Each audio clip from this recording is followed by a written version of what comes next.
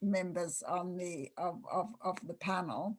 This is a panel about the book that I co-edited on critical reflections on public-private partnerships, and two of the authors of chapters of that book, well, actually three, including me, are on this panel, and we're very privileged to have two discussants of the book. The book on public-private partnerships deals with public-private partnerships, PPP, in education, health, and a range of other social sectors. But it's particularly relevant, I think, to the CIS community, partly because there's more than half the book is on education and is on education PPPs. And secondly, because the book deals with some of the methods that have been associated with comparative and international education to compare between PPPs in different sectors. So I think it's an interesting book, not only because I co-edited it and because of the quality of the scholarship in it, but because of some of the methodological issues it raises. So the order of presentation for this session is going to be first an introduction and taster of two chapters. Sonia Langui from the Open Society Foundation will talk about her chapter on PPPs and higher education. And Delphine Dorsey from the Right to Education Initiative will talk about a chapter on the Abijah Principles. And then we'll have two responses to the book, first from Tony Verger at the Autonomous University of Barcelona, and then from Jyotsna Jha in India at the director of the Center for Budget and Policy Studies. So now, without more ado, can I pass to Sonia? And apologies, everyone, for the launch into the session without a very warm welcome to everyone who's joined us. Just hope that it'll be an interesting discussion. We're recording this part of the presentations, but we won't record the discussion, which will be a chance to ask questions in whatever direction you want. So now over to you, Sonia. Thanks, Hélène, and good afternoon, good morning, everyone.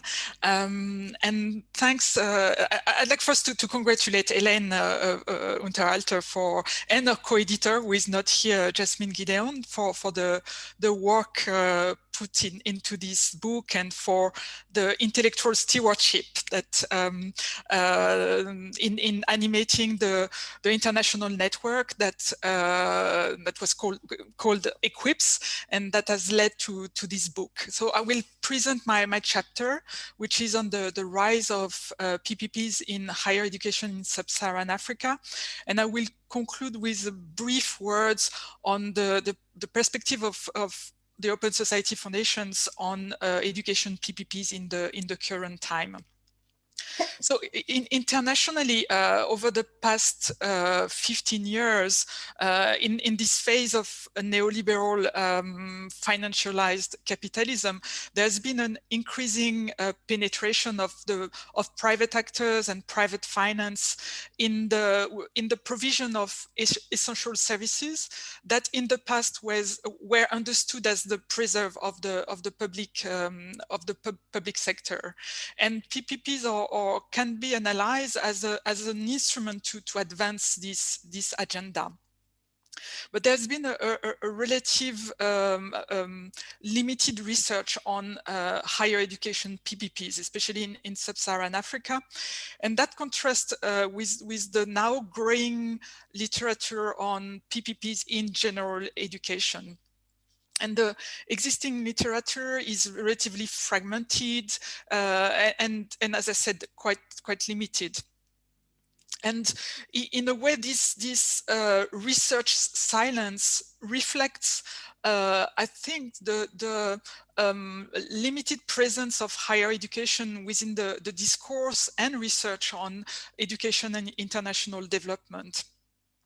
I mean, most recently, there has been a timid progress, especially with reference of higher education within the SDG framework.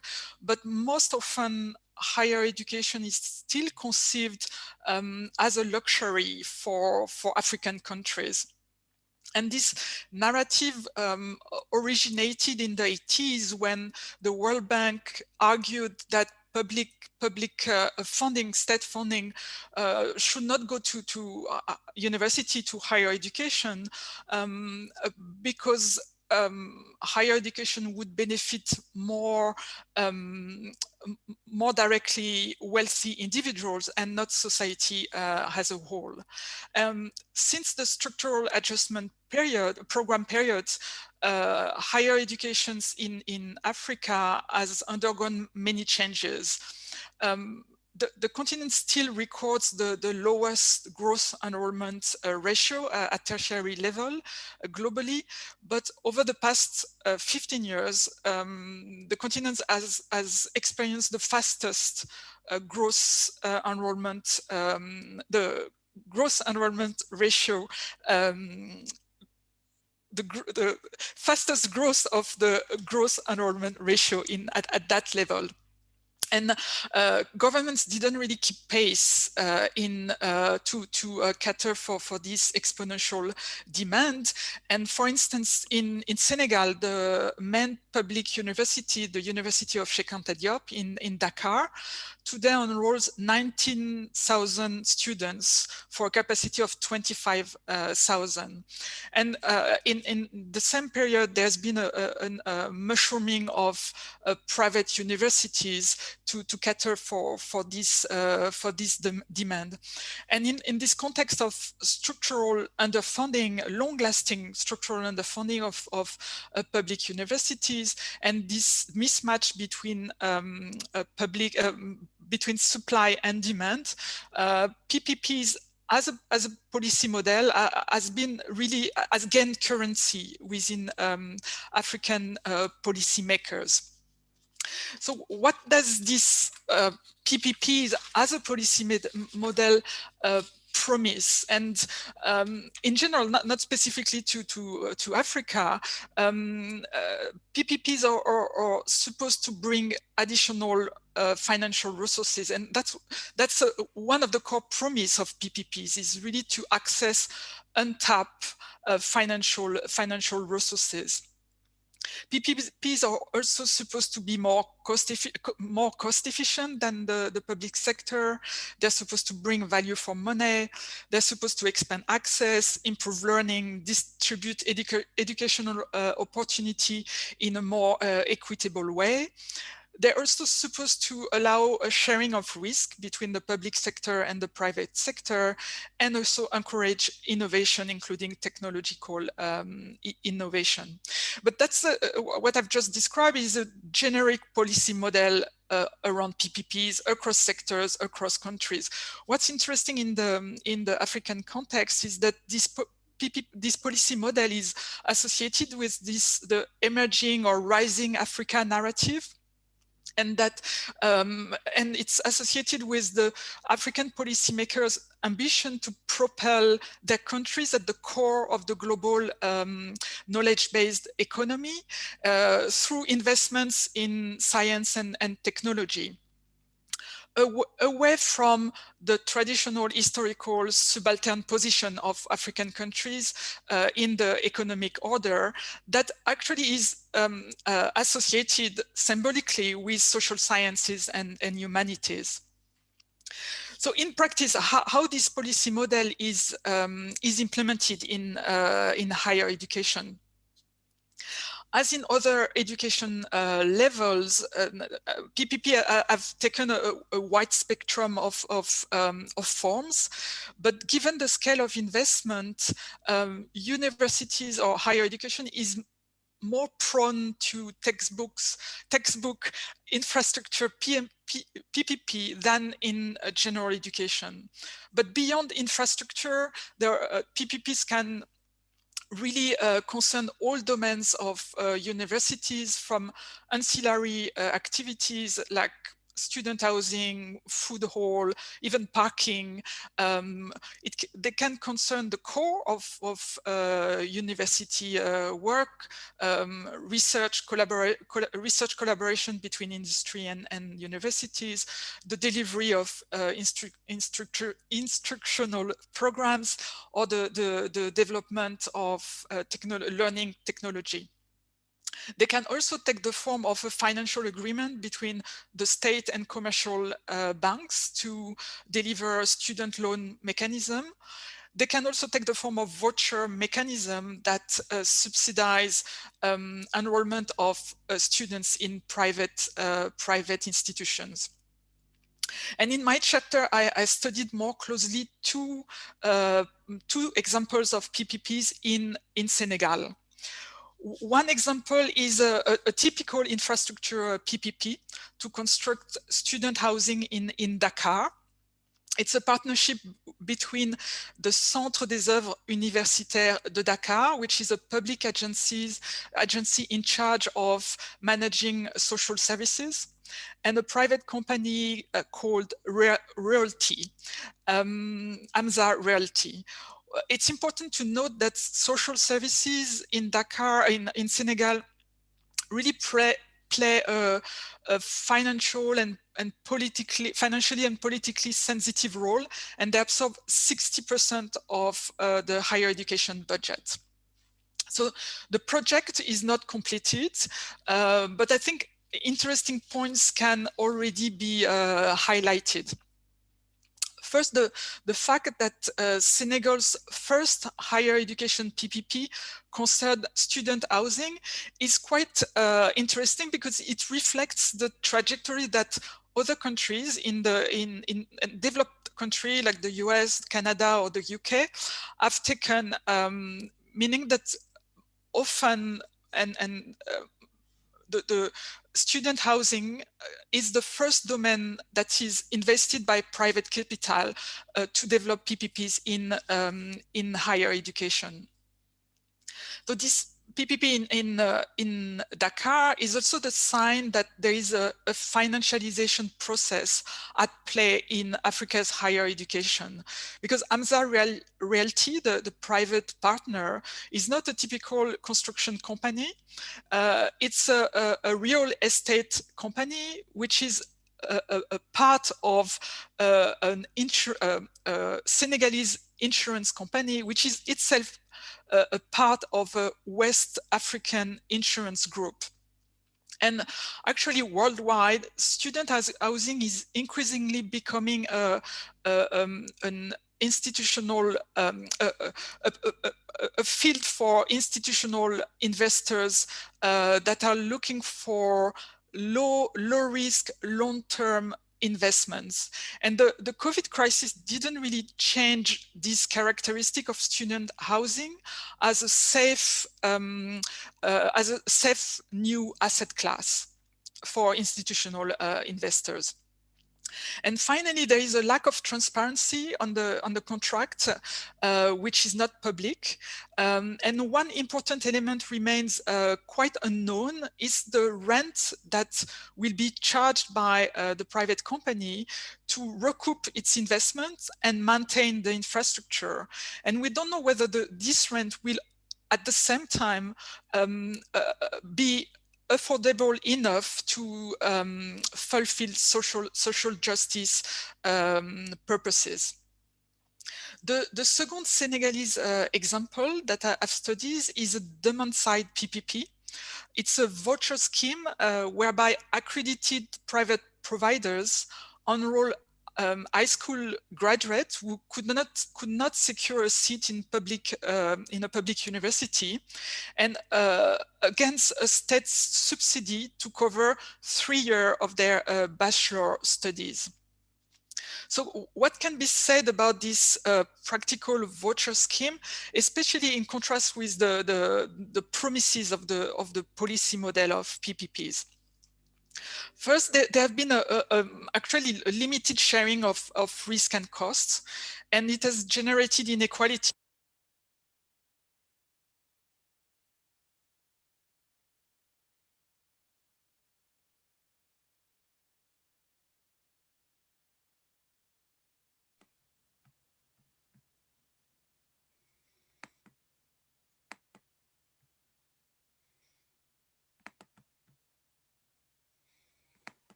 Sorry, Sonia. I'm sorry to interrupt, but I think that some of us can't hear you. Sonia, Now? Sonia, Now, yeah. Now? Sonia, we lost you just as you were starting to describe the voucher scheme. I wonder if you could go back. Yes, of course. I think I push a button on my headset. Apology for this. So the voucher scheme, what it has showed in practice. There's been a limited sharing of costs and sharing of risk. And actually it has generated inequalities because the state subsidized students in private universities had to pay additional fees, and they didn't benefit from the social services that students in public university do benefit from. And also teachers of faculty in the private providers are actually public teachers that moonlight from the public to earn additional emoluments. Also, PPPs do not constitute the imagined silver bullet to address the financial challenges of Senegalese universities. In 2019, the partnership actually between the state and the private providers broke because the government couldn't pay its $27 million debt to the private providers. PPPs also are not necessarily pacified relationship and win-win arrangements. They're riddled with power struggles between private providers and the state, but also students, because when the state didn't pay its debt, so private providers decided to expel 50,000 students who became hostages of the conflict between the state and the private providers, and the students took to the streets to demonstrate and protest for their fate. The PPP also didn't guarantee quality education because many of the a large segment of the private sector do not provide or provide substandard quality education. And they're also prone to corruption. There have been numerous reports of institutions that were set up only to get access to the financial scheme. And I think it's an illustration that the fact that higher education is hardly profitable enough without the intervention of the state, and the state funding is actually used primarily to create and develop a local capital class in the higher education sectors. So just to conclude with brief reflections on the meaning of education PPPs in the current COVID and post-COVID moment from with my hat of OSF staff member. So I think it's likely that the current crisis will be used as a moment to legitimize PPPs and the role of commercial actors in education even further. And in the context of scarcity of public resources and exploding debt, their appeal as this silver providential financial silver bullet will certainly be magnified. We can expect that new partnership be established in a rush with insufficient democratic oversight. And I think there is the EdTech domain, given the emergency transition to online that happened across the world, including in Africa, might really become a particular domain where PPP will spread in sub-Saharan Africa. My chapter has been researched really before the pandemic, and I do think that digital online education is an area that would warrant close examination in the COVID, in the post-COVID, in the current time. And I think the debates over education PPP really needs to be situated within a broader discussion and platform for actions around socially just and sustainable financing of public services. And the COVID moment has been a catalyst moment that has brought together various segments of the social movement, activists from various social sectors, workers-led organizations, engaged scholar, tax justice movement, to advocate for the prioritization of public social services within a green and sustainable post-COVID recovery agenda. And I do think that these alliances needs to be consolidated and supported. And this includes really an encouragement to a close alliance between engaged scholars and social activists. Ultimately, I think the question of the fiscal space for public services is deeply connected to the question of dominant economic model for Africa.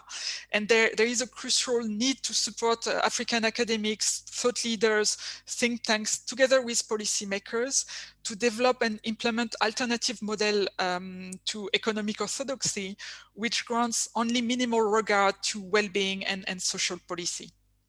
I thank you for your attention and look forward to the discussion.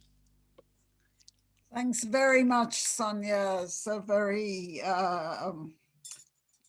detailed and rich presentation of the chapter, and some very thought-provoking pointers to the implications of this work for this COVID crisis and what is coming. So now let's turn to Delphine Dorsey, who's going to present another of the education chapters in the book on the Abijah Principles and some approaches to maybe picking up Sonia's theme about a socially just approach to financing. Delphine, over to you. No, now it works. Yes, thanks, Hélène.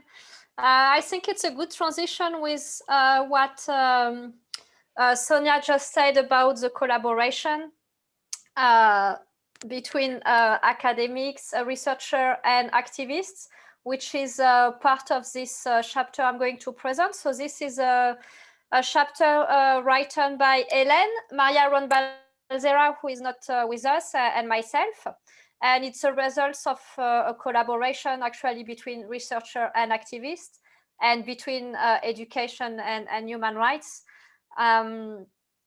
So based on the Abijah Principle and how the Abijah Principle and human rights can help to evaluate PPPs in education.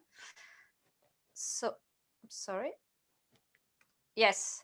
So I just wanted to give a brief overview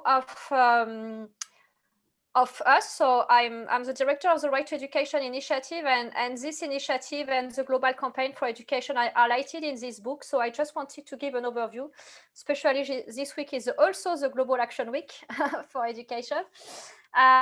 So actually the Right to Education initiative was created in 2000 by the first UN Special Rapporteur on the Right to Education, Katarina Tomaszewski. So it was at the beginning, we had the UN and a researcher, because she was a human rights lawyer working in university. In 2008, this project became a collaborative initiative of different organizations: ActionAid, Amnesty International, Human Rights Watch, Save the Children, and the Global Campaign for Education, and was really this idea of building bridges between different types of fields. Human rights with education and with development actors. And since 2017, we are now registered as a legal entity in the UK, and we are called the Right to Education Initiative. But we keep on doing this work, which is there from the beginning. So really building this bridge between different fields and different actors. And this is what is in this chapter reflected in this experience we share together with Elena and Maria.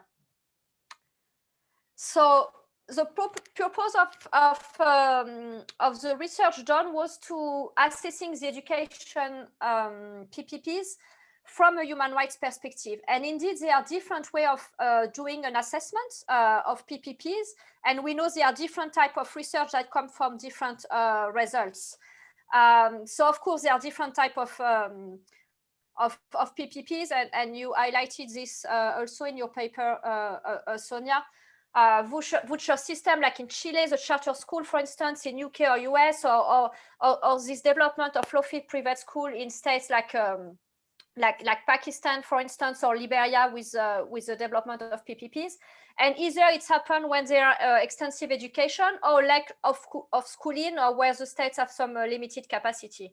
And depending of the angle we are going to take in doing this assessment, so for instance, if we take a school level view and a market view, we can come up with research that will conclude of efficiency of PPPs, better choice for students and family, a better quality.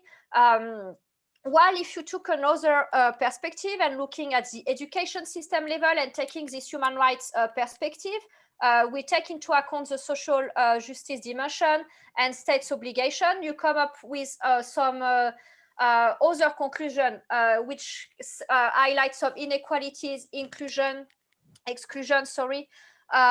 having maybe some improvement in quality, but only for some group and not for all of the students.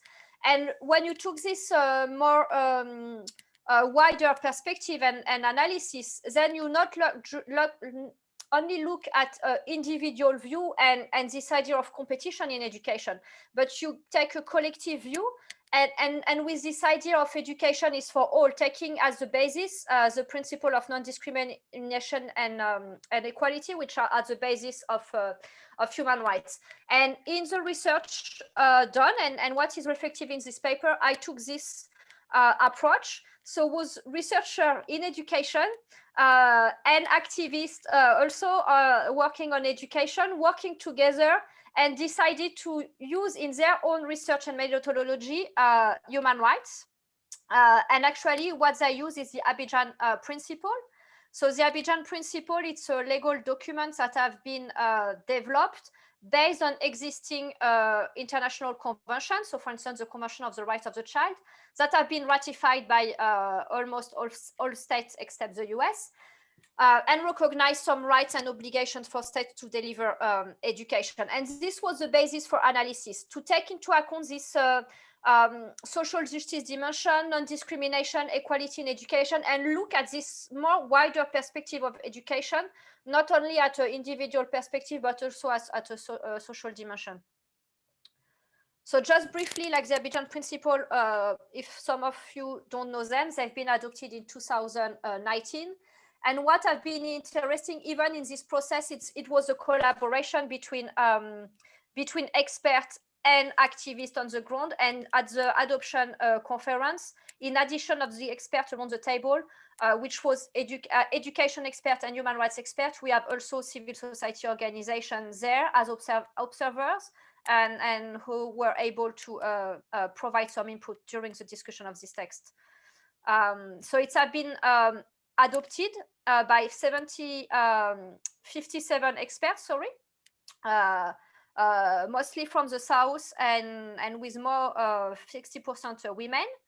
And so this, what is important to understand is that this text doesn't need to be adopted or endorsed by states, because it's based on existing obligation. And so far, it's been already recognized widely by different institutions, including the Human Rights Council, for instance, the African Commission on People and Human Rights, by the UN Special Rapporteur on the Right to Education and all other UN Special Rapporteurs. It has been used already in courts, for instance, a court in Uganda. So it's been used widely, refer in some strategy, for instance, the GPE and others. So just briefly on the process, because I think this is quite important as well and interesting in the sense, and I think this also have allow us to collaborate so quickly with academics and with NGOs in using the Abijah Principle already for some research. And in this process, it was a mix of really research analysis, background paper to really understand some challenging issue, consultation on the ground to make sure like what we are going to develop in the law is going to reflect the realities, and including working and consulting community at community level. Of course, at the end, it was a drafting committee of human rights experts who validate the legality of the text. But this has been a process of mixing academic, civil society organization, education experts, and human rights experts, which have been quite unique in this process. And again, reflecting in this paper we are presenting today and in the research that come up from it. So this was the picture in community level. So just to flag, like 10 papers, background paper have been developed to support the development of the Abijah Principle. And this paper are going to be published this year, and it will be a presentation on Thursday here at CIS. And 2 papers was on PPPs, including one from Tony, who is with us, looking at the financing of PPPs and also how to understand the effect of PPPs on education. And actually, this was 2 papers written by an education expert and a human rights expert. So the Abijah Principle, I have it there, but it's a bit, mine is used too much. I don't know if you see it, but it's a text of 97 principles with 10 overarching principles that need to be read together. And what they are in this text is not only about the regulation of private actor and of course with some regulation around public-private partnership around financing, but it put an emphasis as well on the obligation of states to provide quality education and to allocate the maximum available resources for education, which is one of the major issues for all of us in order to achieve quality education universally. And I'll mention that later, but there's also a section talking about accountability and implementation and making sure, like, if there are violation of the right to education, there are remedies available. And of course, this apply for states, but also for donors. So, and when donors, when they allocate funds through aid assistance, they need to ensure they respect human rights in there. So just what is highlighted in the book, actually, and I'm just flagging here is some of the guiding principles have been used for the research. So of course, as I said, there's this obligation of states to allocate maximum available resources towards free quality education, because we don't only look at PPPs or the role of private actors. The idea is to look at the whole education system and what are the obligations of states in terms of especially financing and making sure they prioritize the funding for free quality public education. There are some principles that look specifically at the financing by private actors or from public funds to private actors, which are regulated. So for instance, the one on the fact like we can accept private source to public support public education, it's under certain circumstances. So one of it is like these private actors are not going to influence too much the public education system, and making sure there are some regulation there. And for instance, they don't affect necessarily also the content and the curriculum of education, which we can see like with partner coming from let's say from US and Europe, developing some curriculum from South country which are not adapted to the context. So there are some example of condition to receive some funding. And also when it's a reverse, when it's public funding going to private actors, in that case, they need to follow specific requirements, which are all listed, some of them listed in the chapter and of course in the Abijah Principle, but some of them, for instance, is not to fund, for instance, private actors and through PPPs who will, for instance, discriminate students or will develop a kind of commercial school, which is already happening and we see, and who will not, for instance, respect some minimum standards. So this is just to give an overview of some elements that we can take into account when we'll do a research on some elements. So what I'm going, so I want to flag that as well before going in the research and highlight some findings. What we have highlighted in the chapter as well is a comparison with another guiding principles that are called the Verger principle, and that focus on business and human rights. Because developing guiding principle is quite common in human rights law, and it's a way to explicit a context or specific group of right holders. And this one, for instance, the guiding principle on business and human rights, they have been developed in order to provide some guidance on how pointing out the responsibility in a way of private actor when they do business, especially, for instance, looking at environment and working condition like labor rights. And the difference with what have been developed in the Abijah Principle is that in the Verger Principle, so it's called the Verger Principle because the UN Special Rapporteur who developed it was called Verger. And it was, so this one was led for UN Special Rapporteur, and it was more close to the UN system. While for the Abijah Principle, it was this really support from the ground, like from activists that realized like there are some issue on PPPs affecting the right to education, as mentioned before, for instance, inequalities and other issues affecting social justice. And so the dynamics in developing this text was a bit different, while in the two of the process, it was wide consultation. In the Verger Principle, it was the private actor was major contributing, which was not so involved in the Abijah Principle. But the reason why is that in the Verger Principle, really the focus was to half of the Verger Principle focus on the states, the private actor responsibilities and duties, which is not the case in the Abijah Principle, because on the Abijah Principle, we take at the basis the right to education, the obligation of states to guarantee education for all, and therefore to regulate private actor, but is not to explain like how private actors should behave. Even there are some guidance for them, but the starting point is really like ensuring the right to education for all.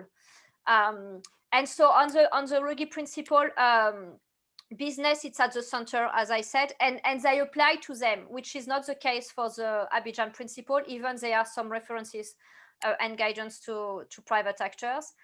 And on the Verger Principle, it was some concern about the lack of remedy and accountability mechanisms, because actually who have the obligation are the states. So what are and it's the states that have to put some law and regulation and mechanisms to create mechanisms if private actors are violated human rights, which is also the case in the Abijah Principle. But in the Abijah Principle, it's highlighted as well the responsibility of the states, like and to take text into account directly, which was at the basis of all this movement, which is well highlighted in the chapter, and especially the Global Campaign for Education, who started in the 90s, to really like use the human rights framework as a support for advocacy and to make sure states are held accountable for the implementation and realization of the right to education.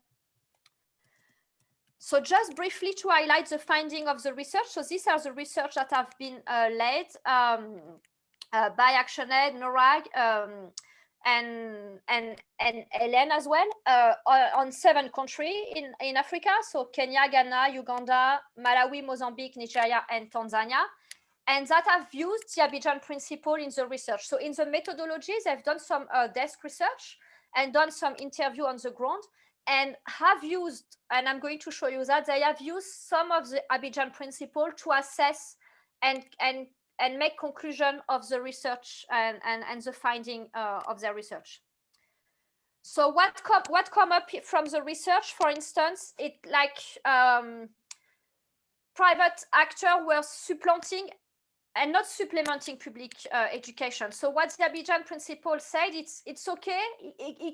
Some private actor can be allowed, especially to allocate some freedom in education, which is can be very helpful, for instance, in country with authoritarian country, for instance, or to have a space for specific education.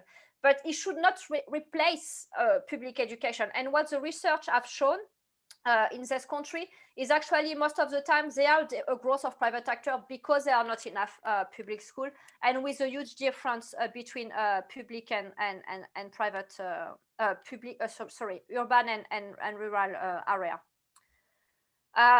What they shown as well, and what they found is there was inadequate financing, and actually financing was not meeting the standard expected, but it was a decrease as well in the finding toward education. And what the international law said is if the state is doing a retrogression and is giving less budget to education, it needs to justify and explain why. Maybe there are good reasons. For instance, in terms of crisis from now, like for instance, money may be diverted to else, but they need to explain. And in the research, no information was able to be found on why it was a regression in the budget. So they shown as well, this has been highlighted already, the exacerbation of social inequalities and the cost for family of this PPP's model, for instance, and the fact like some children, for instance, children with disability were not able to access public school. And maybe to link with the paper from Sonia, like what's up here is like at secondary level and university level, we see more students coming from private school, which shows this inequality in the system. And actually, the research has shown a lack of regulation. So based on the Abijah Principle that requires the states to regulate, then based on this research, we can go to the state and say, okay, what we have shown is this is an issue. There are not enough financing, inequalities issues, and you are not regulating this enough. So this is a way as well to activate some advocacy and even go to the court where needed. There are actually some cases using the Abijah Principle, for instance, in South Africa and Argentina at the moment. And in Argentina, they actually focus on these children with disabilities. So this is my last slide as a conclusion. And maybe this will open for some discussion later, but okay, some initial conclusion on this research and the use of the Abijah Principle. I think the first things to highlight, like this was the first one to be done. And we started to do the research even when the Abijah Principle was still under development.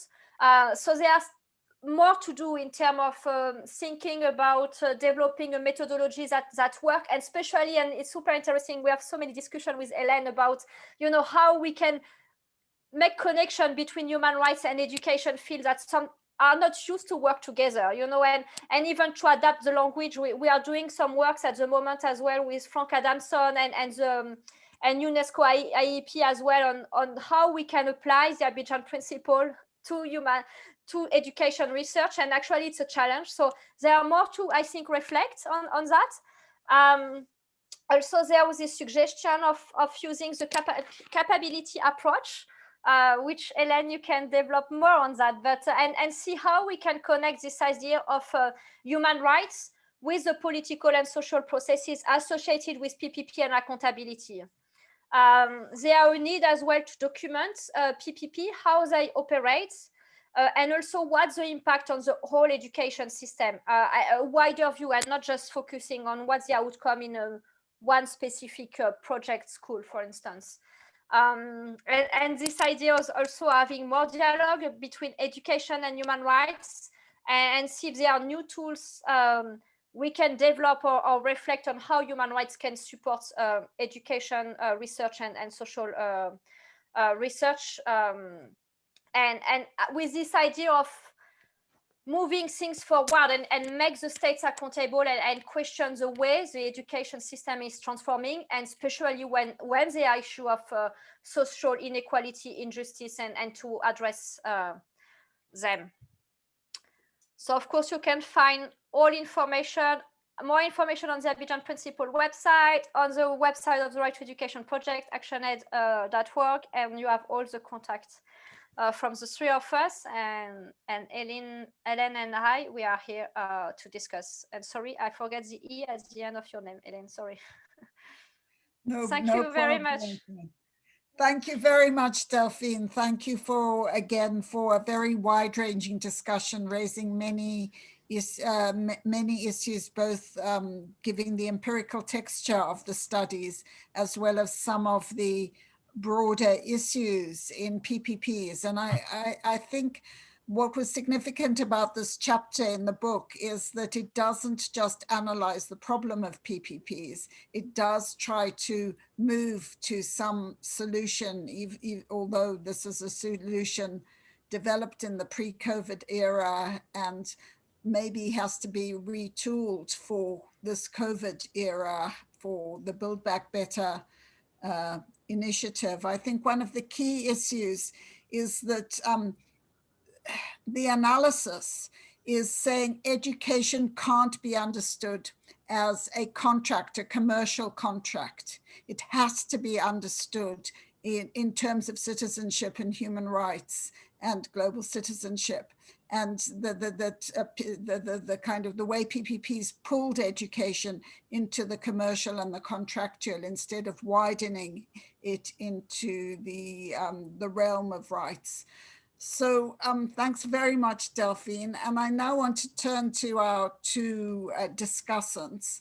The first is Tony Verger, who is, I guess, the father of research on PPPs in education. We're so influenced and inspired by the work Tony's done. So it's great to have Tony as one of the discussants of the book.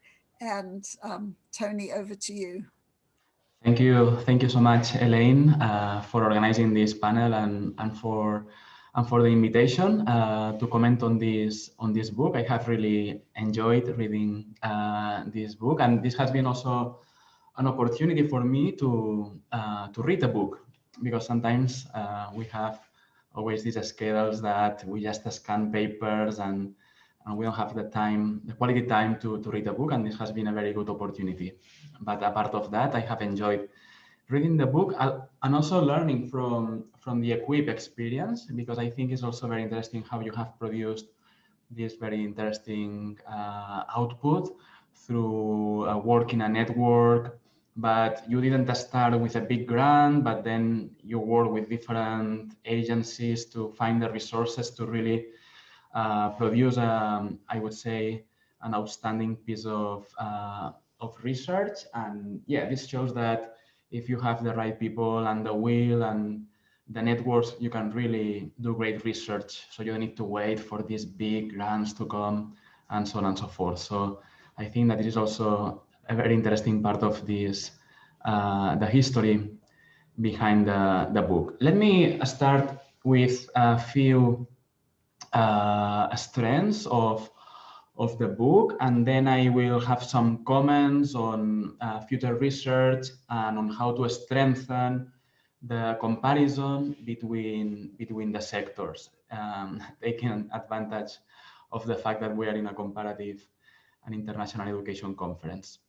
So the first thing I want to mention is that, of course, this is a very brave piece of work, because you are addressing a topic that is very challenging. So looking at PPPs across sectors, and here we are talking about sectors with very different dynamics, particularities, interest groups, professional logics, and so on, such as education, health, housing, water, development financing. So I think that the only fact that you have there to do this comparison is really stimulating, because it's something that many of us are always thinking that, oh, we should look beyond the educational sector, and we don't find the time or the network to do it. So this is, I would say, the first thing I want to highlight.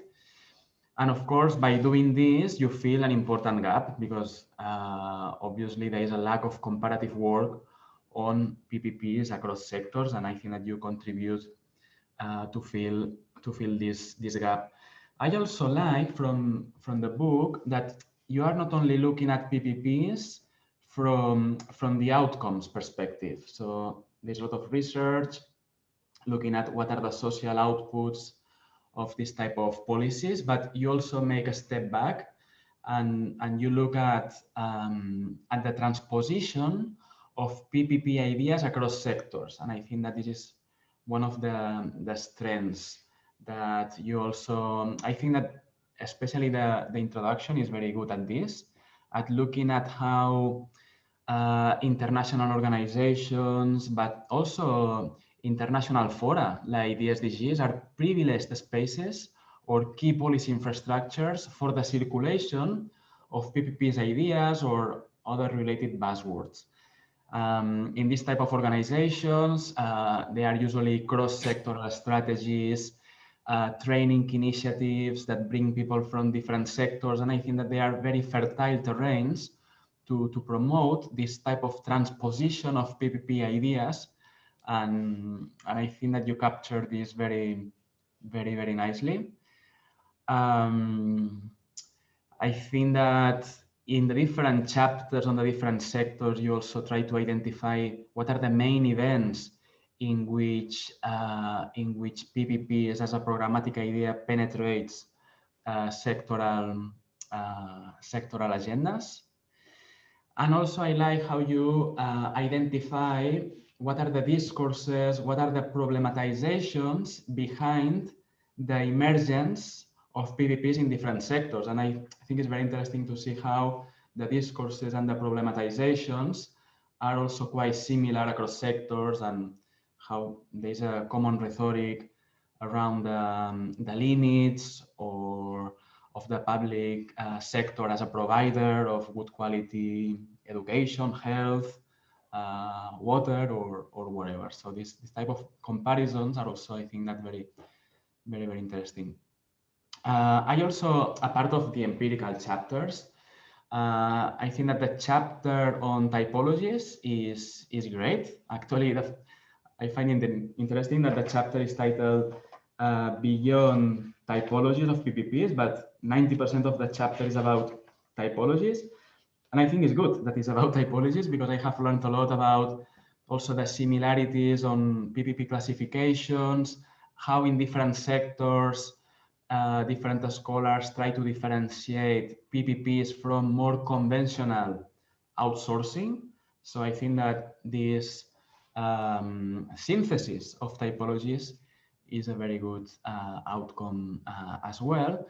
And finally, I think it's also very wise your option for a reflexive comparison, because as you said, you have done a study that is not based on a common empirical design, but you have done it through a network that at the same time is looking at the same policy, but in very different sectors, in very different contexts. So I think that this idea of reflexive comparison, that is very much normative oriented, concerned with equity, and by adopting this social justice approach in all the chapters, I think that this is the best thing that you could do at this stage.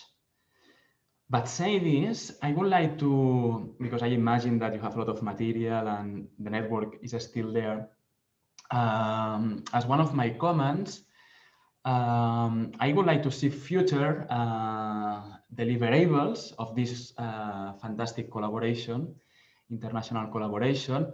And I think that here I would not renounce to the possibility of doing more descriptive comparison, because since this topic is so emerging, and especially the cross-sectoral comparison is so emerging, I think that this descriptive work would have a value in itself. Although to do this type of descriptive work, what I would recommend to you is to differentiate the comparison of PPPs that are heavy on infrastructure from the PPPs that are heavy on service provision, because I think that the dynamics, logics are very different in nature. And I am more an expert in the PPPs for service delivery. So my comments are more in this direction than in the direction of infrastructure PPPs, because I have never analyzed them, at least empirically. So possible lines of inquiry or interesting research questions that I would like to see more explicitly responded in future research. And from this cross-sectoral perspective would be, first point, what are the main PPP programs in different sectors? For instance, in education, we have vouchers, as we just heard from the case of Senegal. We have charter schools, academies, we have contract schools. But how are called PPPs in other sectors? How are called the programmatic policy, let's say, ideas in other sectors? Probably in health, they also have vouchers, but they have something similar to charters. So I think that this descriptive comparison would be very interesting. Also about the origin of PPPs in all sectors. I like the chapter by Ben Fine, but I think that he assumes that PPPs are always the policy outcome of neoliberalism. And we know that in education, of course, neoliberalism was a way to promote commercialization, privatization in education, and PPPs became a lever for neoliberal advocates to advance this agenda. But we also know that there are PPPs that are previous to the to the neoliberal agenda of the 80s. So we have huge PPPs in European countries, in Argentina, that are the result of a political compromise, a political contract between the church and the state, and that follows very different rationales to neoliberalism. And actually, these historical PPPs, they precede the emergence of neoliberalism. Do you have also these historical PPPs in other sectors? A third question is, okay, are PPPs in all sectors connected to market competition?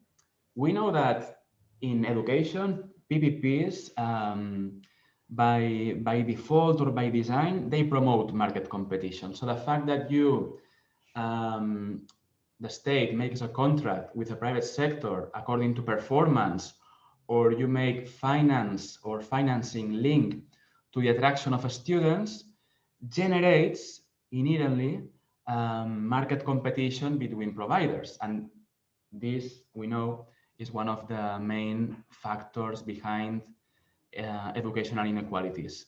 So is this market competition also happening in all type of PPPs or in all types of sectors? So I am really curious to know more about this. And in relation to this, I have another point on a school choice. We know that school choice is one of the key mechanisms of inequalities in the context of PPPs and quasi-markets. How does choice work in the context of other sectors that are more dependent on infrastructure or in the health sector? So is choice so important to understand market health segmentation, for instance? So again, what are the similarities and differences with education? Another point is in relation to the cost effectiveness of PPPs. So we know that in education, PPPs, when they are cost effective, is because they save in human resources. And what we observe, and you show in different chapters, is that in countries where PPPs are implemented, you have very poorly paid teachers, and PPP schools even hire non-certified teachers, undertrained teachers. So, for instance, in health, is this happening? Is it common to hire unqualified doctors, unqualified nurses in health PPPs? So this is also something that generates a lot of curiosity to me. Another point is that PPPs in education, in all cases that I know, they promote privatization. They promote more private provision. But is this the case of other sectors as well? Is it the case that PPPs promote privatization in different sectors, or rather the opposite, that maybe a PPP can be a way to prevent the deepening of privatization in a particular sector? So this is something that I also find interesting from a cross-sectoral comparative perspective. And my final point on this type of sectoral comparisons is that you refer in some chapters to PPPs as a policy paradigm, okay? But I don't think that in education, PPPs are a global paradigm. It's maybe in some countries like Chile or in the Netherlands, there is a policy paradigm around PPPs, but globally, I would say that there is a paradigmatic battle and that there are many international organizations, of course, NGOs, governmental agencies that they do not take for granted that PPPs are a superior form of provision. So do you think that in other sectors are PPPs a more consolidated paradigm than in education? So I would be also curious to know more about this in future outputs of the Equips network. So I have another final comment because I find very interesting actually your chapter, Elaine, in which you show how the PPP model survives in education despite the growing evidence that shows that PPPs have a high social cost, generating inequalities. And you also show how even the World Bank in the last World Development Report is very critical with the outcomes of the PPP model for education. So the World Bank is critical of a model that has been promoting for decades. But does this mean that the World Bank or other like-minded organizations are going to stop advocating PPPs?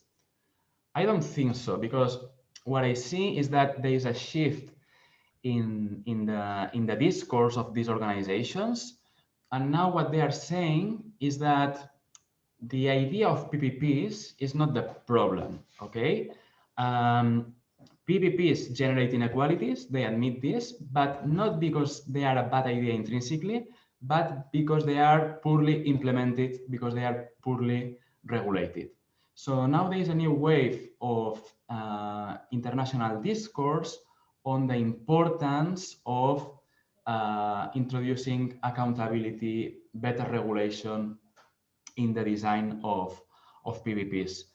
So I think that this is an empirical question. So whether this regulation and this accountability will be the solution to the inequalities generated until now for PPPs. And I foresee a new wave of research on the potential and limits of regulation accountability in the delivery of public services via PPPs. So I think that here you have a lot to say, and probably future research collaborations will come from this new wave of international PPP discourse.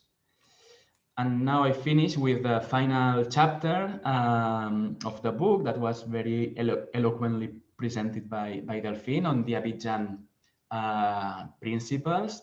And again, I think the Abijah Principles are a very interesting experience, a bottom-up experience based on human rights that could be a very important tool to address some of the problems you identify in the book. But as you know, Abijah Principles apply to the educational sector.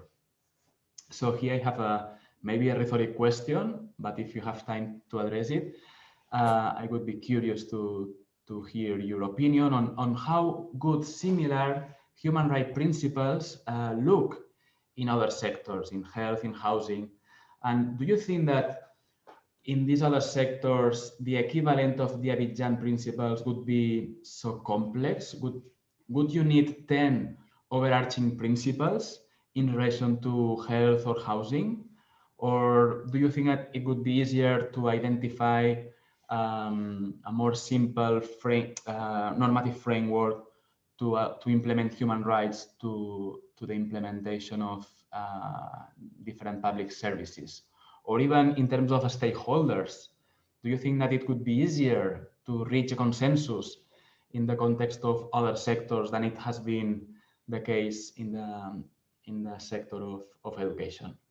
So of course, you don't need to respond to all these questions. They pretend to be food for thought, for debate, and maybe inspire ideas for future products and collaborations. So congratulations again for this great book, and thank you again for the invitation to comment on it. Tony, thank you. I think you have given us a research path for at least 5 more years and lots of really interesting questions posed. I know I'm itching to get into answering them, but it's very important. Look forward to hearing from Jyotsna as well. We have 20 minutes left, and there's one question that's been posted in the chat, which I will try and put as well as. Yeah, at the moment, each one of us has someone dead or someone struggling for life. And speaking from that context, I say that this book is not only a very important collection of essays, but is also a very timely book. And why I say so is that we are already, we are witnessing economic downturn caused by, which in India, actually, we were witnessing a slowdown even before the pandemic. And the pandemic has made it worse across the globe. And we already notice a growing tendency among both national and subnational governments, again, I'll say across the developing world, to generate additional financial resources through, among various modes. This is one of the important tools that they are looking at. And therefore, this is a very, very, very critical juncture when the book has come. And I can't help repeating some of the points already made by Tony. I'll try actually not to, but I think what makes it again important and timely, that while it's inevitable that public-private partnership remains an important tool, it's also important to see that if you have to negotiate, then what are the principles that you must follow if you have to go that way, especially in the context of financing either infrastructure sector or the public service sector like housing, water, health and education. So, and in that, of course, it's important that different sectors have been brought together. And speaking from the perspective of education, I do feel that it's high time that scholars in education actually get into the cross-sectoral comparisons when it comes to such tools and mechanisms, because there are a lot to understand from cross-sectoral analysis rather than confining yourself to just education. And therefore, this book is important from that perspective also, and also bringing different continents together. And again, there I feel that 3 decades ago, 2 or 3 decades ago, there would have been much more difference in different continents, which doesn't exist anymore because of the neoliberal globalization.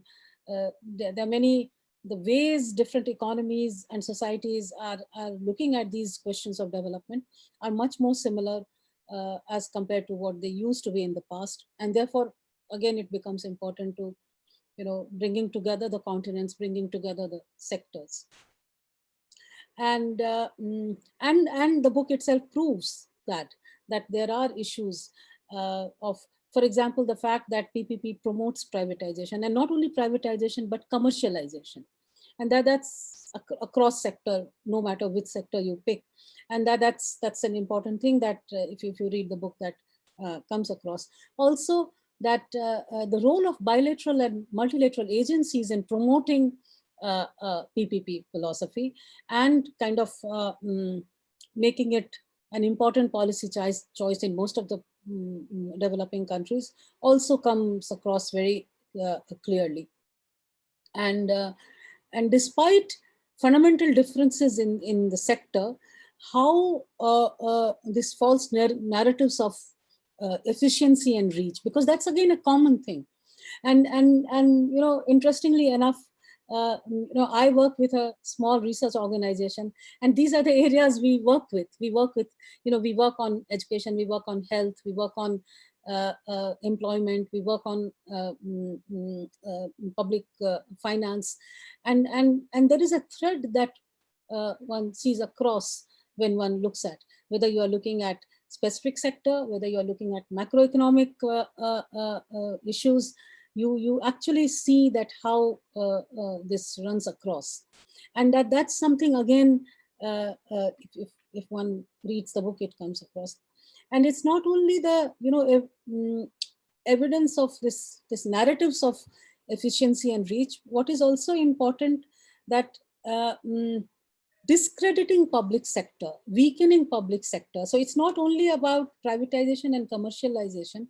Simultaneously, what has happened is also a narrative of public sector as a failed notion and initiative, and changing notion of public good and what is desirable has also happened in this whole process of pushing PPP of these kinds, and that comes across well from the book.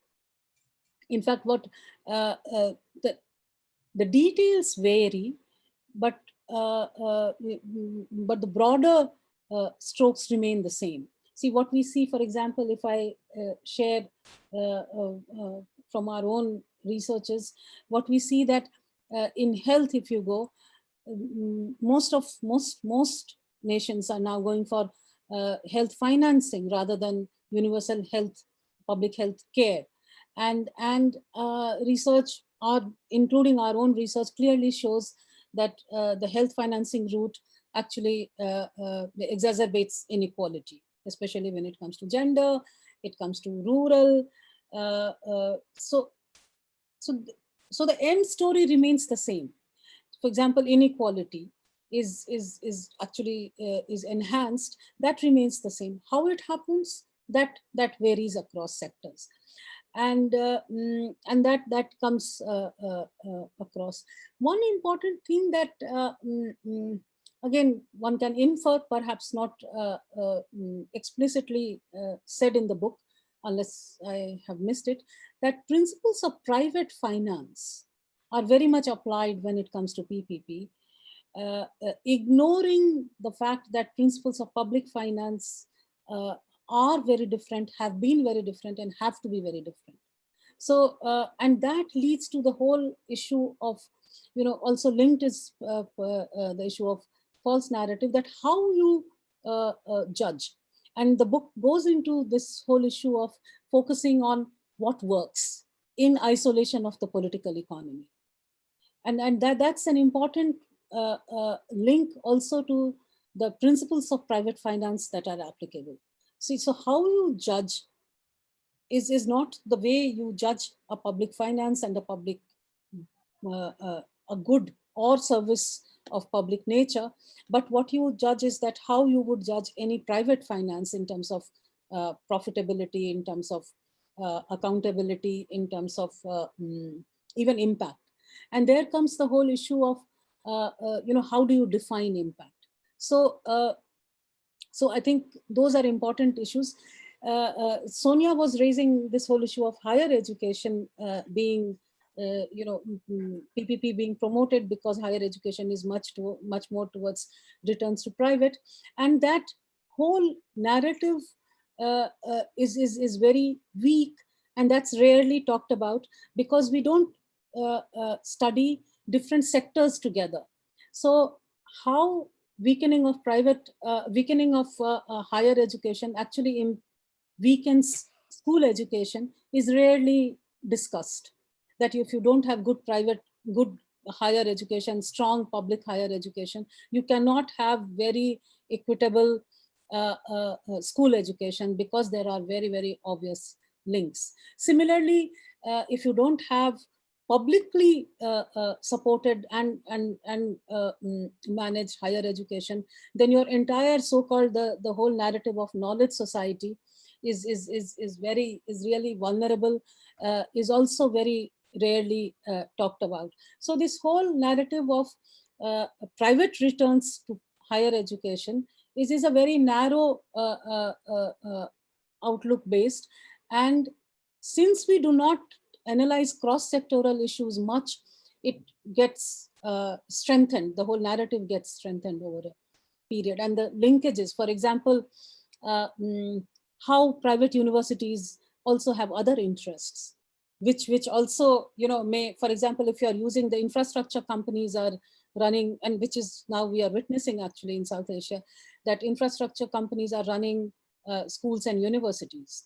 So how the interests, if I have an infrastructure company there, and if interests are being hurt there, in my university, I stop asking certain questions. And then those linkages again are rarely talked about. And of course, like for example, here they have raised this whole issue of land and how the common property resources are depleting because of the whole notion of PPP. So the book does bring all these issues, and at one, if anyone wants to understand these issues at one go, it's one of the best collections that one could have. Having said that, I would say one important point, and then two important points, and then I will close. There are two things. One is that one is about the whole framework of comparison, and there, if I've understood Tony correctly, I'm perhaps saying the same thing, that the framework, it would be very good if we have a framework. For example, inequality, or for example, even if you take the effectiveness analysis and how it unfolds in different sectors together.